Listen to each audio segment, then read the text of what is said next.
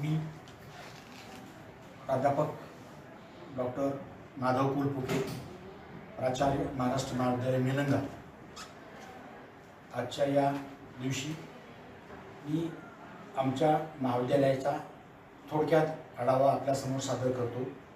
महाराष्ट्र शिक्षण समितीची स्थापना आदरणीय डॉक्टर शिवाजीराव पाटील निलंगेकर साहेब, महाराष्ट्राचे माजी मुख्यमंत्री व महाराष्ट्र शिक्षण समितीचे संस्थापक अध्यक्ष यांनी केली। त्यानंतर महाराष्ट्र महाविद्यालयाची स्थापना 1970 मध्ये करण्यात आली व त्याच शैक्षणिक वर्षामध्ये 1970-71 मध्ये 2 शाखेनुसार, कला व वाणिज्य शाखेनुसार या महाविद्यालयाची स्थापना झाली। त्यानंतर इसवी सन 1985 म्हणजे शैक्षणिक वर्ष 85-86 मध्ये विज्ञान शाखेची यामध्ये भर टाकण्यात आली। नवीन शाखा सुरू करून विद्यार्थ्यांना संधी देण्यात आली। तसेच माहिती व तंत्रज्ञान क्षेत्राची गरज पाहून आदरणीय निलंगेकर साहेबांनी शैक्षणिक वर्ष 2005-06 पासून BCA या कोर्सची सुरुवात केली। आमचे महाविद्यालय स्वामी रामानंद तीर्थ मराठवाडा विद्यापीठाशी कायम संलग्नित असून आमच्या महाविद्यालयास UGCचा 2F and 12B दर्जा प्राप्त आहे। आमच्या महाविद्यालयाने शासनाच्या नवीन मूल्यांकनाच्या धोरणानुसार NAAC 3 सायकल पूर्ण केलेल्या आहेत। NAAC तिसरी सायकल जी आमची पूर्ण झाली त्यामध्ये आमच्या महाविद्यालयाचा B+ हा दर्जा प्राप्त झालेला आहे। म्हणजेच CGPA 2.62 एवढा आम्ही मेंटेन केलेला आहे। यापूर्वीच्या सेकंड सायकलला सुद्धा आमचा B+च होता। त्यानंतर विद्यापीठाच्या वेगवेगळ्या परीक्षेमध्ये ज्यावेळेस आपण आढावा घेतला, विविध शाखेतनं कला, वाणिज्य, विज्ञान, BCA या शाखेतनं विद्यार्थी गुणवत्तेमध्ये पहिल्या, दुसऱ्या, तिसऱ्या क्रमांकावर येतात। 1915-16 मध्ये शैक्षणिक वर्ष 15-16 मध्ये PG कोर्स म्हणून MSc कॉम्प्युटर सायन्सची स्थापना करण्यात आली। मागील 3 शैक्षणिक वर्षापासून पहिला, दुसरा, तिसरा किंवा पहिला, दुसरा असे सतत गुणवत्ता यादीमध्ये, विद्यापीठाच्या गुणवत्ता यादीमध्ये आमचे विद्यार्थी झळकतात। तसेच आमच्याकडे या विद्यार्थ्यांना नवीन कोर्सची संधी उपलब्ध करून द्यावी म्हणून 2017-18 मध्ये BHO कोर्सेससाठी आम्ही UGCकडे पाठपुरावा केला आणि त्या कोर्सची मान्यता आल्यानंतर शैक्षणिक वर्ष 18-19 पासून BHO मध्ये 2 कोर्सेस आम्ही सुरुवात केले। एक आहे वेब प्रिंटिंग टेक्नॉलॉजी आणि दुसरा आहे फूड प्रिझर्वेशन अँड प्रोसेसिंग। या कोर्सची यावर्षी 3rd इयरची बॅच चालू आहे। म्हणजे 2020-21 मध्ये ही मुलं हा कोर्स पूर्ण करून बाहेर पडतात। त्यानंतर शैक्षणिक वर्ष 20-21 मध्ये परत UGCकडून आम्ही 3 कोर्सेसची मान्यता घेतली। BHO अंतर्गत पहिला कोर्स आहे बेकरी अँड कन्फेक्शनरी, दुसरा डेअरी टेक्नॉलॉजी आणि तिसरा आहे कोरुगेटेड प्रिंटिंग टेक्नॉलॉजी। याही कोर्सची सुरुवात शैक्षणिक वर्ष 20-21 पासून केलेली आहे।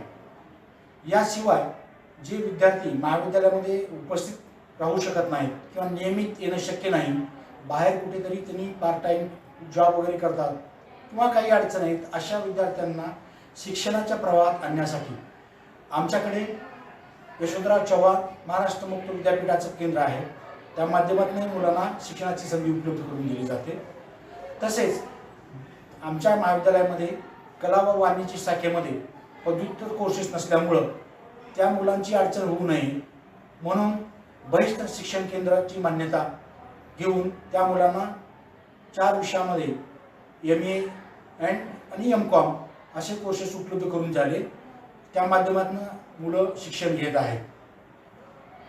महाविद्यालयाच्या प्रगतीचा विचार केला असता शैक्षणिक वर्ष 2013-14 मध्ये महाविद्यालयाला आपल्या विद्यापीठाने स्वामी रामानंद तीर्थ मराठवाडा विद्यापीठाने उत्कृष्ट ग्रामीण महाविद्यालयाचा पुरस्कार देऊन सन्मानित करण्यात आलेला आहे।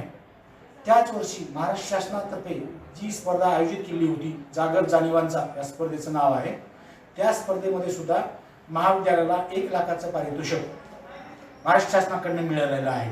म्हणजे याशिवाय शैक्षणिक वर्ष 13-14 मध्ये आमच्या महाविद्यालयाने स्वामी रामानंद तीर्थ मराठवाडा विद्यापीठाचा युवक महोत्सव आमच्या महाविद्यालयाच्या कॅम्पसमध्ये घेण्याचं ठरवलं आणि तो उत्कृष्टपणे यशस्वीरित्या पूर्ण केला। आमच्या महाविद्यालयाच्या भौतिक सुविधेचा जर विचार केला आपण, सुसज्ज इमारत मुलांसाठी उपलब्ध आहे। याशिवाय खेळण्यासाठी आमच्याकडे आउटडोर आणि इनडोर फॅसिलिटी उपलब्ध आहेत। ग्रंथालय सुसज्ज आहे। सर्व विषयाचे टेक्स्टबुक शिवाय जे रेफरन्स बुक अत्यावश्यक आहेत ते सर्व रेफरन्स बुक जे आमच्या प्राध्यापकांनी रिकमेंड केले ते सर्व रेफरन्स बुक आमच्याकडे उपलब्ध आहेत। याशिवाय ज्या शासनाच्या विविध सवलती विद्यार्थ्यांना द्यावयाच्या असतात, स्कॉलरशिप असतील, मेरिट स्कॉलरशिप असतील, केंद्र सरकारची GOI स्कॉलरशिप असेल, राज्याची शाहू महाराज असेल किंवा ज्या वेगवेगळ्या स्पर्धा आहेत त्याचे जे आयोजन आहे, नियोजन आहे, हे सगळं मुलांना म्हणजे पुरवलं जातं, म्हणजे फॅसिलिटी पुरवल्या जातात विद्यार्थ्यांना आणि त्यांना प्रोत्साहन दिलं जातं। आमच्या महाविद्यालयाची एक विद्यार्थिनी गतवर्षी शैक्षणिक वर्षामध्ये राष्ट्रीय परेडसाठी ती ट्रेनिंगला गेली होती, परंतु स्टेट परेडसाठी तिचं सिलेक्शन झालं, परंतु तो कार्यक्रमाचं नियोजन न झाल्यामुळं त्या विद्यार्थीला ती सहभाग करता आला नाही।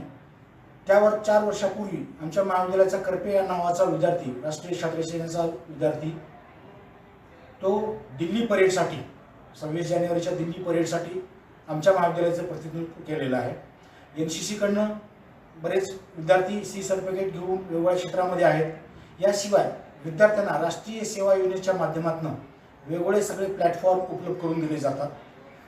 शैक्षणिक वर्ष 19-20 मध्ये आमच्या महाविद्यालयामध्ये विद्यापीठाच्या तर्फे घेण्यात येणारा युवक युवती शिबिर 10 दिवसांचा जो कार्यक्रम होता, त्या कार्यक्रमाचं योग्यरित्या व्यवस्थित नियोजन केलेलं होतं आणि सर्व विद्यार्थी वेगवेगळ्या महाविद्यालयातनं, म्हणजे विद्यापीठाच्या कार्यक्षेत्रातली विविध महाविद्यालयातनं ते विद्यार्थी आमच्या महाविद्यालयामध्ये सहभागी झाले होते आणि विद्यापीठाच्या संबंधित विभागाने राष्ट्रीय सेवा योजनेच्या विभागाने त्यावेळेला आमच्या कार्यक्रमाधिकाऱ्यांना एक सन्मानपत्र देऊन या कार्यक्रमाच्या नियोजनाबद्दल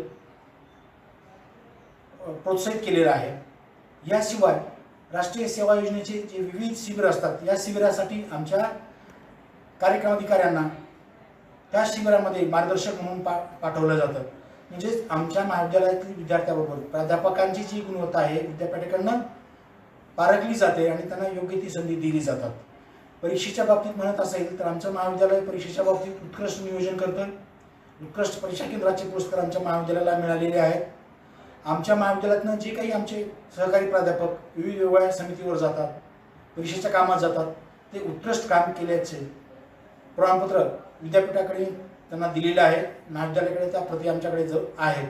म्हणजे दोन्ही क्षेत्रामध्ये, शैक्षणिक क्षेत्राचा विचार करता विद्यार्थ्याच्या बाजूनी आणि प्राध्यापकाच्या बाजूनी आमची गुणवत्ता सिद्ध केलेली आहे। 10 दिवसीय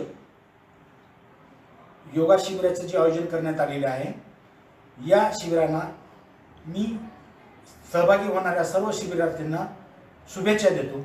धन्यवाद। सभी को सादर प्रणाम।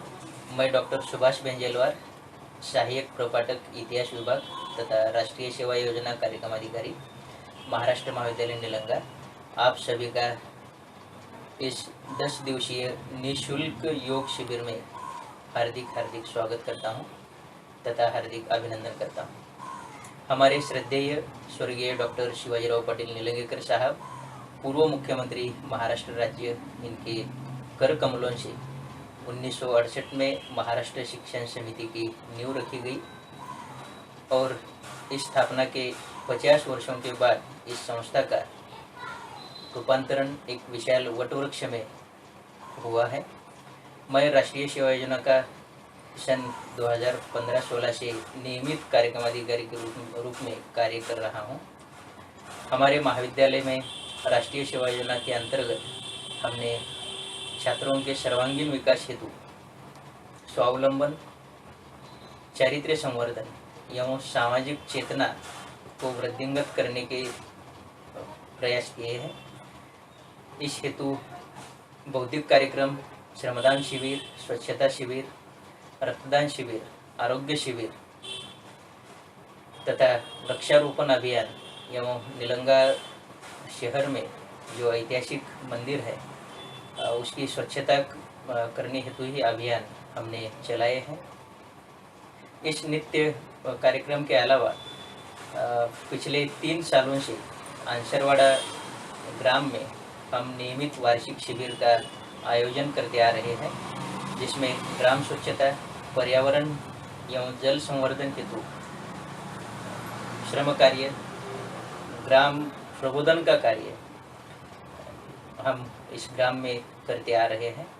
साथ ही शैक्षणिक वर्ष 2019-20 में जिला स्तरीय युवक युवती नेतृत्व विकास प्रशिक्षण शिविर का यशस्वी आयोजन हमने किया था। इसमें लगभग 100 छात्र तथा छात्राएं प्रतिभागी के रूप में सम्मिलित हुए थे। इस वर्ष कोरोना महामारी के चलते लोगों के स्वास्थ्य संबंधी जागरूकता करने हेतु 10 दिवसीय निशुल्क योग शिविर का आयोजन राष्ट्रीय सेवा योजना के माध्यम से तथा महाविद्यालय के अंतर्गत गुणवत्ता हमी कक्ष के माध्यम से हमने किया है। इस योग शिविर के लिए इस योग शिविर में योगा तथा योगा की संबंधित शास्त्रीय जानकारी देने के लिए पतंजलि योगपीठ द्वारा प्रशिक्षित योग शिक्षक डॉक्टर ब्रिजमोहन दायमा सर तथा उनकी पत्नी डॉक्टर सारिका दायमा मैम हमें प्राप्त हुए हैं। मैं हमारे महाविद्यालय की ओर से उनका हार्दिक स्वागत करता हूं एवं अभिनंदन करता हूं तथा अगले सूत्र डॉक्टर ब्रिजमोहन दायमा सर को मैं। नमस्कार, मैं डॉक्टर ब्रिजमोहन दायमा पतंजलि योगपीठ हरिद्वार के योग शिक्षक के नाते इस शिविर में आप सभी का हार्दिक स्वागत करता हूं। जैसे कि आप सभी को ज्ञात है, सन 2014 में यूनाइटेड नेशंस ऑर्गेनाइजेशन में अंतर्राष्ट्रीय योग दिन का प्रस्ताव पारित हुआ था, जिसमें हमारे देश के प्रधानमंत्री श्री नरेंद्र जी मोदी के विशेष प्रयत्न से यूनो में यह प्रस्ताव पारित किया गया था। उसके फलस्वरूप 21 जून 2015 के दिन 250 से भी अधिक देशों में पहली बार अंतर्राष्ट्रीय योग दिन का यशस्वी आयोजन किया गया था। तभी से हर साल के 21 जून को यह दिन अंतर्राष्ट्रीय योग दिन के रूप में आयोजित किया जाता है। इस साल 21 जून 2021 को 7वां अंतर्राष्ट्रीय योग दिन सभी जग के 250 से अधिक देशों में मनाया जाएगा। हर साल अंतर्राष्ट्रीय योग दिन की एक थीम होती है, एक विषय होता है। इस साल कोविड-19 पैंडेमिक के चलते yoga at home and yoga with family इस थीम को रखा गया है, जिसे हम कह सकते हैं कि घर पर रहकर योग एवं परिवार के साथ योग। इसी थीम को मद्देनजर रखते हुए महाराष्ट्र महाविद्यालय निलंगा एवं पतंजलि योगपीठ हरिद्वार लातूर शाखा के तत्वावधान में 21 जून अंतर्राष्ट्रीय योग दिन के दिन आज हम 10 दिवसीय योग शिविर का उद्घाटन संपन्न कर रहे हैं। 21 से 30 जून इस तरह 10 दिन यह शिविर प्रतिदिन सुबह 6:15 से 7:30 बजे के बीच में ऑनलाइन आयोजित किया जाएगा, जिसमें महाराष्ट्र महाविद्यालय निलंगा के सभी शिक्षक, शिक्षकेतर कर्मचारी एवं विद्यार्थी वर्ग अपने परिवार के साथ ऑनलाइन इस योग शिविर का लाभ ले सकते हैं। इसमें मैं ब्रिजमोहन दायमा तथा सारिका दायमा यह दोनों विद्यार्थियों को योगाभ्यास, आसन प्राणायाम, इसके सैद्धांतिक तत्वों के साथ उसका प्रात्यक्षिक का भी आयोजन किया जाएगा। मैं आप सभी का इस योग शिविर में हार्दिक स्वागत करता हूं और अगली जानकारी के लिए डॉक्टर सारिका दायमा मैडम को कार्यक्रम के सूत्र प्रदान करता हूं। हरिओम। तो सभी का आज से जो 10 दिवसीय शिविर योगा का हमने ऑनलाइन आयोजित किया है निलंगा महाविद्यालय में, उनकी ओर से मैं सभी प्रतिभागियों का स्वागत करती हूँ। और आज हम विशेष जानकारी क्या देखेंगे? आज हम ये देखेंगे कि योगाभ्यास हम क्यों करते हैं और योगाभ्यास के पहले आपको किस तरह की तैयारी कर लेनी है। हम लोग आज से भी यही देखते हैं कि हमें क्या तैयारी पहले कर लेनी है। जैसे कि सबसे पहले ये ध्यान रखना है कि आप जब योगाभ्यास की शुरुआत करने वाले हो तो वो सुबह या शाम, ऐसे दोनों समय में से आप किसी भी समय कर सकते हो। लेकिन सुबह का समय ये उपयुक्त और अच्छा समय माना जाता है क्योंकि सुबह प्राणवायु का स्रोत ज़्यादा होता है। सुबह सुबह ओझोन का स्रोत होता है जो हमें अच्छी तरह से विटामिन, सूरज भगवान उगते हैं तो विटामिन डी भी मिलता है। प्रदूषण कम होता है सुबह के वातावरण में, इसलिए योगाभ्यास के लिए अधिक उपयुक्त समय सुबह का होता है। लेकिन किसी किसी की समस्या होती है कि समय सुबह नहीं होता है, शाम में टाइम मिलता है, तो आप लोग शाम में भी कर सकते हो। इसमें सिर्फ एक ध्यान रखना है, अगर किसी को शाम में योगाभ्यास करना है तो खाने यानी भोजन और योगाभ्यास के बीच में कम से कम आपको 4 घंटे का अंतर रखना है, यानी 3 से 4 घंटे के पश्चात आप योगाभ्यास कर सकते हो। अब जब भी आप योगाभ्यास को पहले शुरुआत करोगे तो अपना पेट साफ होना उसके पहले बहुत जरूरी होता है। अगर पेट साफ होगा तो आपको योगाभ्यास करने में कठिनाई कम आती है या नहीं आती। तो हमें सबसे पहले ये देखना है कि सुबह प्रातः विधि हमारी होने के पश्चात हम लोग योगाभ्यास करें, शरीर को स्वच्छ करें, मन को आंतरिक स्वच्छता के लिए हम योगाभ्यास और प्राणायाम करते हैं। योगाभ्यास करने के समय हम अपने साथ क्या रखें इसके बारे में थोड़ी सी जानकारी लेते हैं। योगाभ्यास में हमें क्या करना है, जब भी हम लोग अपने योगाभ्यास के समय को निश्चित कर ले तो पहले पेट सफाई कर ले, स्वच्छता से एक अच्छी सी जगह में, अगर किसी को संभव है तो अपने बालकनी में, गैलरी में, टेरेस पर या खुली हवा में आप अगर योगाभ्यास करें तो बहुत अच्छा है। पर अगर किसी के पास उतना स्पेस नहीं है, अब बड़े बड़े शहरों में छोटी छोटी जगह होती है तो जहाँ हमें एक रूम में करना होता है, तो वहाँ पे एक ध्यान रखें कि खिड़की दरवाजे थोड़े से खोल दें जिससे हवा खेलती रहे और हमें अच्छी वायु मिलती रहे। तो योगाभ्यास के लिए एसी में बैठकर संभवतः आपको योगाभ्यास को टालना है, ये आप देखिए। दूसरी बात हमें ये देखनी है कि योगाभ्यास करने से पहले हमें एक चटाई, दरी या योगा मैट कुछ हमारे साथ रखनी है जिसे हमें पहले जमीन पर डाल लेना है, उसके पश्चात उसके ऊपर बैठकर ही हमें योगाभ्यास करना है। सीधा सीधा डायरेक्ट जमीन पर या फर्श पर योगाभ्यास नहीं किया जाता क्योंकि हमारे शरीर में जो ऊर्जा बनती है वो हमें अच्छे से अगर ग्रहण करनी है तो उसके लिए हमारे और पृथ्वी के बीच में कुछ अंतर होना चाहिए, फर्श के बीच में अंतर होना चाहिए। अर्थिंग जो होता है वो कनेक्टिविटी हमें वहाँ पर उसकी तरफ ध्यान देना है कि हम लोग योगा मैट पर बैठकर अपना योगाभ्यास करें। उसके बाद दूसरी चीज, अपने साथ एक छोटा सा तौलिया और एक रुमाल को रख लीजिए। अब आप कहेंगे रुमाल और तौलिया किस लिए?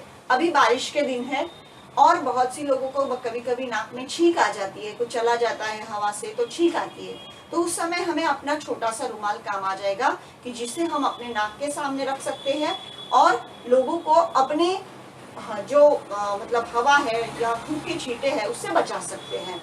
दूसरी बात यह है कि अब तौलिया क्यों लेना है? छोटा सा नैपकिन मैंने क्यों कहा?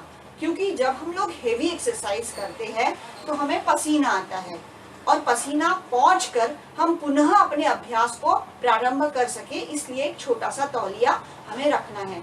आराम से पसीना पहुंच लीजिए और फिर लंबी सांस लेके अपने आगे वाले आसन को आप शुरुआत कर सकते हैं। अब आपको ये 2 चीजें आपके साथ रखना है। तीसरी चीज, अगर आपका गला कभी सूख जाए हार्ड आसन करते समय, कठिन आसन करते समय, तो एक हाथ घूंट हम पानी पी सकते हैं। इसलिए एक छोटा सा ग्लास या छोटी बॉटल हमारे पास पानी की समीप रख ले। संभवतः ना पिए बट हमारे पास रख ले ताकि हमें योगाभ्यास से दूर उठकर जाकर पानी या बहुत गला सूख गया तो योगाभ्यास छोड़ना पड़े, ऐसे ना हो। इसलिए एक छोटा सा बॉटल समीप रख लेना है। सिर्फ जब बहुत ज्यादा जरूरत है ऐसा लगे तभी उसको एक आध घूंट आपको गला गीला करने के लिए पानी लेना है।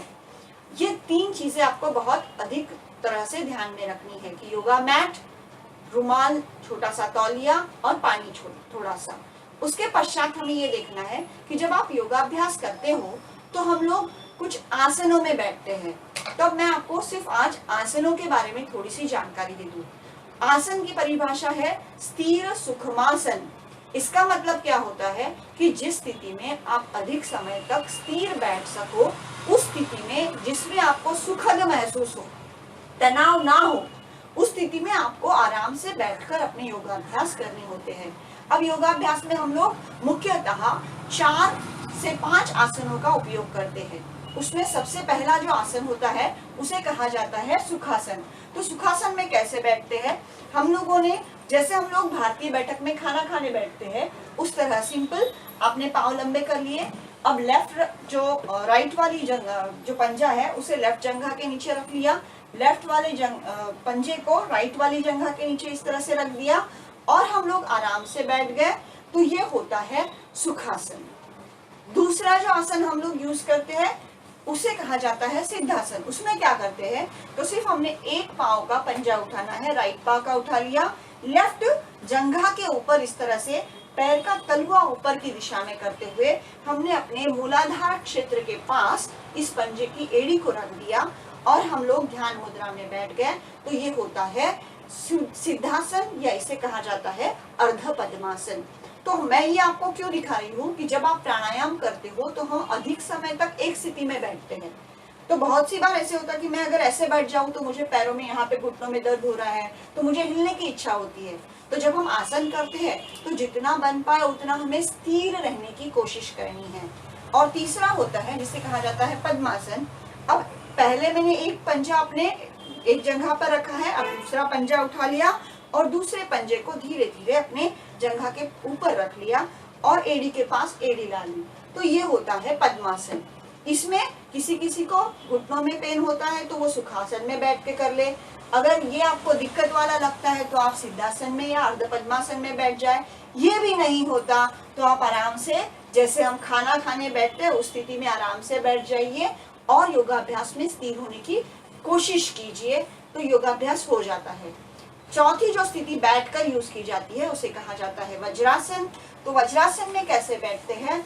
तो वज्रासन में हमने पाँव को लंबा कर लिया, एक पाँव को थोड़ा सा घुटने से मोड़ा और नितंब के बाहर हमने एड़ी को रख लिया, पंजा फैला हुआ आकाश की दिशा में। दूसरी साइड से हमने वही किया और हम लोग जब बैठते हैं तो एक चीज का ध्यान रखना है, यानी हमने घुटने मोड़कर हमें बैठना है, लेकिन घुटने मोड़ते समय भी हमें ये ध्यान रखना है हमारे पाँव का पिछला पोस्चर। पिछले पोस्चर में हमें क्या करना है तो सबसे पहले अपने अंगूठे, दोनों पाँव के अंगूठे इस तरह से एक दूसरे को टच हो जाए। अब जो एड़ी वाला पोर्शन है, एड़ी वाला पोर्शन इस तरह से हमने बाहर रखा है और इसके बीच में जो गैप है उसमें हमें बैठना है। ये सही वज्रासन होता है। हाथ जंघाओं पर, इसमें पीठ की रीढ़ की हड्डी सीधी होती है। तो अलग अलग व्यक्ति अलग अलग पोस्चर में अपने आप को कंफर्टेबल फील करते हैं। तो जब भी आप योगाभ्यास करोगे तो आपको ये ध्यान रखना है कि इनमें से एक आसन आपको अपने लिए सिलेक्ट कर लेना है जिसमें आप सुखद महसूस करो और स्थिर रह सको, और फिर बाद में आपको प्राणायाम के लिए आपको बहुत समय तक बैठने की क्षमता उसमें बनी रहती है। तो ये कुछ आसन हमने आज देखे हैं और हम लोग कल से अपने योगाभ्यास को शुरुआत तो करने वाले ही हैं। तो उसमें हम लोग अधिक प्रैक्टिकल की तरफ देखेंगे और कुछ सैद्धांतिक और शास्त्रीय बातें भी आपको इसमें ही बताई जाएगी। तो हम लोग आज यही के लिए विराम लेते हैं। कल सुबह मिलते हैं 6:15 से 7:30 बजे। नमस्कार।